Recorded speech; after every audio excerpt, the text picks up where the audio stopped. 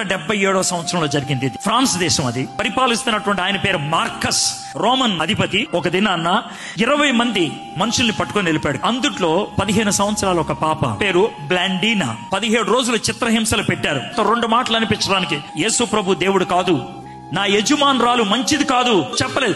17 రోజులు చిత్రహింసలు చేశారు. తర్వాత రోడ్డు మీద అనౌన్స్ చేసుకుంటూ వెళ్లారు, ఈ రోజు బ్లాండీనాని ఒక విచిత్రమైన పద్ధతిలో చంపేస్తున్నాం, వచ్చి చూడండి అని. ఒక పెద్ద స్టేడియం ఉంటుంది, దాంట్లో 25,000 మంది కూర్చొని చూస్తున్నారు. మధ్యలో ఒక దూలాన్ని పెట్టారు, ఆ దూలానికి బ్లాండీనాని కట్టేశారు.